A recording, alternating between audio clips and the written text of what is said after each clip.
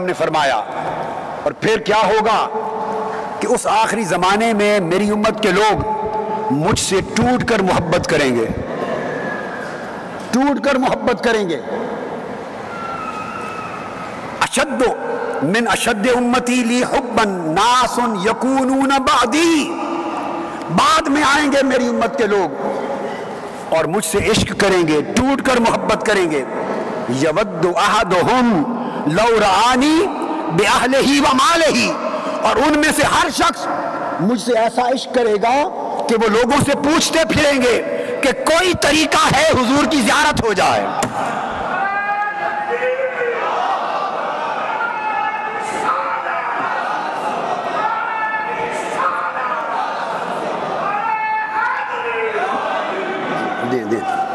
کوئی طریقہ ہے کہ حضور کی زیارت ہو جائے، اور وہ کہیں گے خدا کی قسم اور ایک بار حضور کی زیارت ہو جائے، میری جان و مال بھی چلا جائے، میرے اہل و عیال بھی چلا جائیں، مگر ایک بار دیدار مصطفیٰ ہو جائے، میرے ایک دیدار پر سب کچھ لٹانے پہ تیار ہوں گے۔ اور یہ میری امت کے آخری زمانے میں وہ لوگ ہوں گے جو عشق کریں گے مگر مجھے دیکھا نہیں ہوگا، دیکھا نہیں ہوگا۔ اب یہ جو میں نے آپ کو کہا، میں اس پر میں نے لفظ بولا تھا مبارکباد کا۔ فرمایا لو رآنی بأہلہ ومالہ، مال و دولت اور اہل و عیال سب کچھ لٹا کر بھی میری زیارت اگر نصیب ہو جائے تو وہ انہیں عشق کا سودا سستا ہوگا۔ اب اس پر آقا علیہ السلام نے پوچھا صحابہ کرام سے، عمرو بن شعیب روایت کرتے ہیں، آپ کو میں مبارکبادی کے لفظ اینڈ میں بتاؤں گا۔ روایت کرتے ہیں آقا علیہ السلام نے صحابہ کرام سے پوچھا ای الخلق اعجب الیکم ایمانا، صحابہ سے کہا بتاؤ سب سے بہترین ایمان کس کا ہے، سب سے بہترین ایمان کس کا ہے؟ صحابہ کرام نے کہا قالوا الملائکہ، یا رسول اللہ فرشتوں کا، یا رسول اللہ فرشتوں کا سب سے بہترین ایمان ہوگا۔ آقا علیہ السلام نے فرمایا وما لهم لا یؤمنون وهم عند ربهم، ان کا ایمان سب سے بہترین کیسے ہو گیا؟ وہ تو ہر وقت رہتے ہی عرش پر آسمان پر ہیں اور خدا کی انوار و تجلیات دیکھتے ہیں، اگر وہ ایمان نہیں لائیں گے تو اور کون لائے گا؟ ان کا ایمان عجب نہیں ہے، بڑا عجیب نہیں ہے ان کا ایمان۔ پھر پوچھا بتاؤ پوری مخلوق میں سب سے پیارا اور عظیم ایمان کس کا ہے؟ پھر صحابہ کرام نے کہا قالوا النبیون، یا رسول اللہ پھر انبیاء کا ایمان سب سے بہتر ہوگا۔ اپنی اپنی سمجھ اور سوچ کے مطابق جواب دے رہے ہیں، انبیاء کا ہوگا۔ فرمایا وما لهم لا یؤمنون والوحی ینزل علیہم، انبیاء کا ایمان عجیب تر کیسے ہو گیا؟ ان پر اللہ کی وحی اترتی ہے، اگر وہ ایمان نہیں لائیں گے تو اور کون لائے گا؟ صحابہ کرام چپ کر گئے۔ اب ان کی سمجھ میں نہ آئے کہ اب کیا جواب دوں۔ آقا نے پھر سوال کیا، بولو۔ آقا علیہ السلام نے پھر پوچھا ای الخلق اعجب ایمانا، کون سی مخلوق اور طبقہ سب سے بہترین ایمان والا ہے؟ پھر صحابہ کرام نے سوچ کے جواب دیا فنحن یا رسول اللہ، پھر شاید ہم ہوں گے، ہم ہوں گے۔ آقا علیہ السلام نے فرمایا نہیں، وما لکم لا تؤمنون وانا بین اظہرکم، تمہارا ایمان عجیب کیسے ہو گیا؟ ہر وقت تمہاری آنکھوں کے سامنے میں رہتا ہوں، میری انگلی کے اشارے سے چاند کو ٹکڑے ہوتا دیکھتے ہو، میرے ہاتھ سے ڈوبا سورج پلٹتا دیکھتے ہو، میرے اشارے سے کنکریوں کا کلمہ پڑھتا دیکھتے ہو، میرے اشارے سے درخت زمین کا سینہ چیر کر سجدہ کرتے ہیں دیکھتے ہو، میرے اشارے سے جانور میرے سجدے کرتے ہیں دیکھتے ہو۔ یہ سب کچھ دیکھ کر پھر بھی تمہارا ایمان لانا کوئی عجیب بات ہے؟ نہیں، بتاؤ عجیب ایمان کن کا ہے، عجیب ایمان کن کا ہے؟ پھر صحابہ کرام نے ہینڈز اپ کر دیے، عرض کہ یا رسول اللہ پھر آپ ہی جواب دیں، آپ ہی جواب دیں۔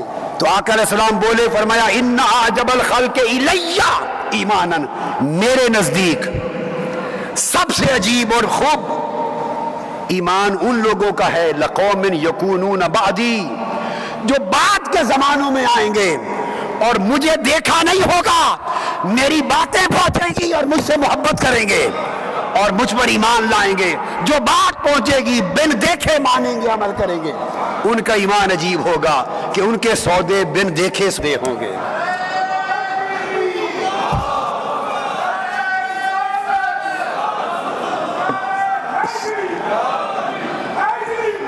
یہ جو بن دیکھا سودا بڑا عجیب ہوتا ہے۔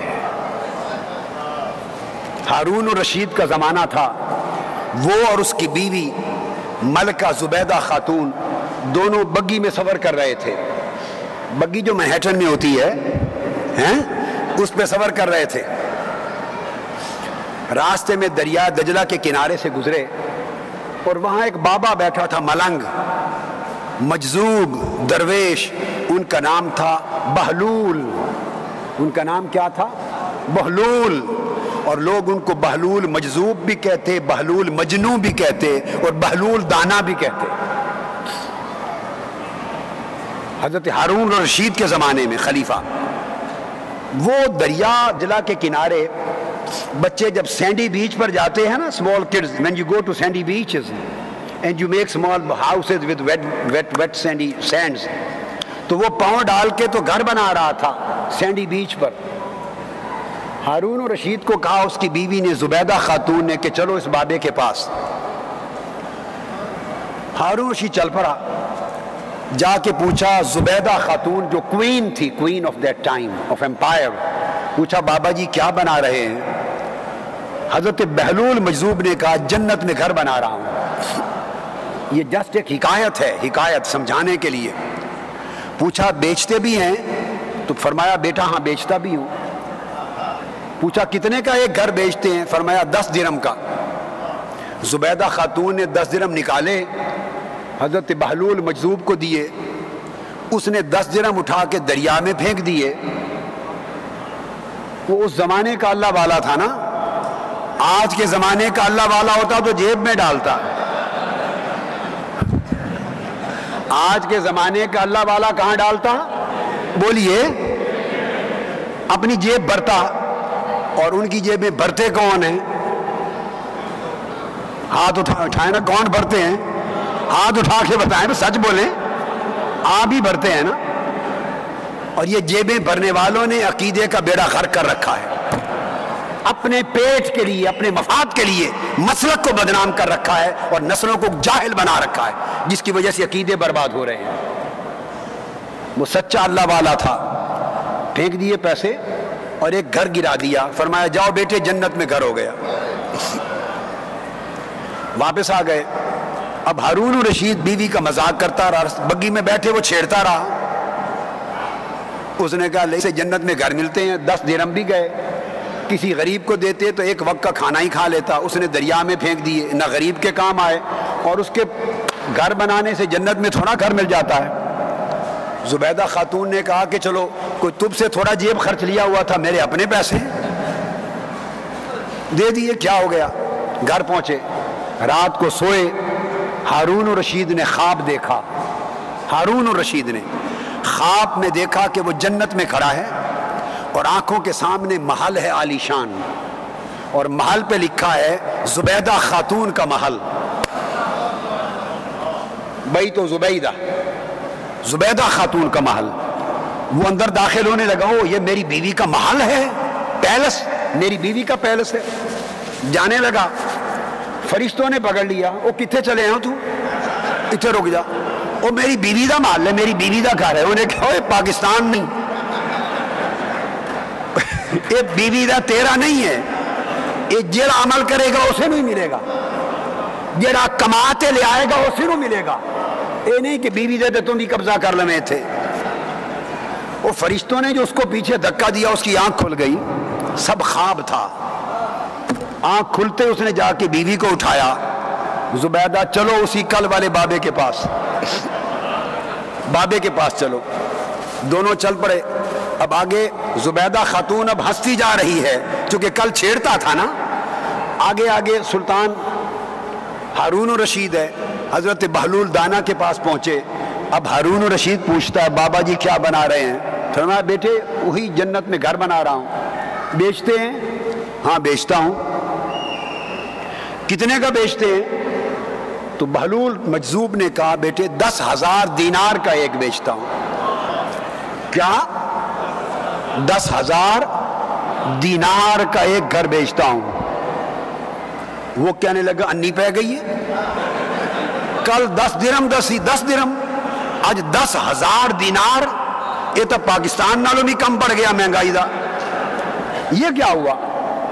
تو حضرت بہلول مجذوب کہنے لگے مسکرا کر، کل والے گاہک بن دیکھے لے گئے تھے، آج والے گاہک رات نظارہ کر کے آئے ہیں۔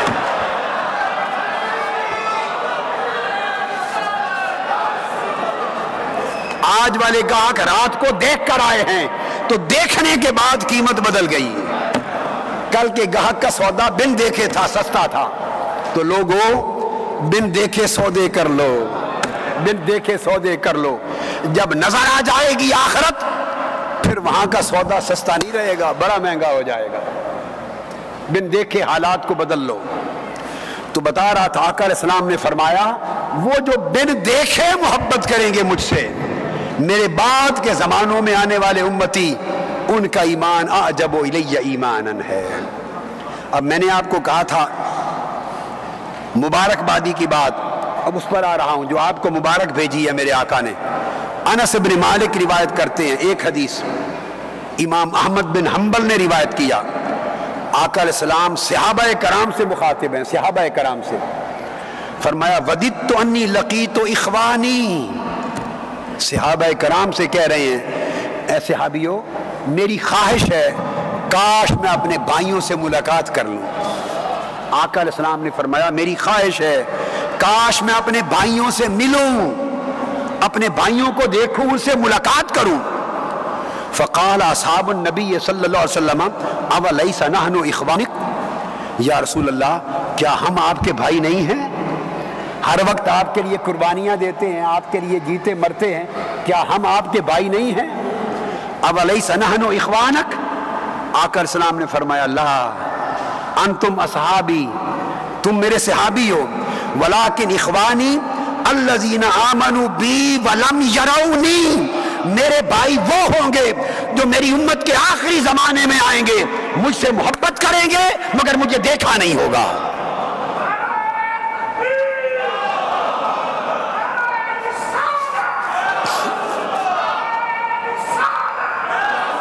اور اب وہ بات جو میں نے مبارکباد کی کہی تھی، میرے آقا نے فرمایا، حضرت ابو امامہ رضی اللہ تعالیٰ عنہ روایت کرتے ہیں، امام احمد بن حنبل نے حدیث کی تخریج کی، فرمایا ان رسول اللہ صلی اللہ علیہ وسلم قال طوبی لمن رآنی، مبارک ہو اسے جس نے مجھے تک لیا۔ آقا نے فرمایا مبارک ہو اسے جس نے مجھے دیکھ لیا، اور فرمایا وطوبی سبع مرات لم یرنی وآمن بی، اور 7 مرتبہ مبارک ہو مجھ میرے ان امتیوں کو جو بعد کے زمانوں میں آئیں گے، مجھے دیکھا نہیں ہوگا مگر میرے عاشق ہوں گے۔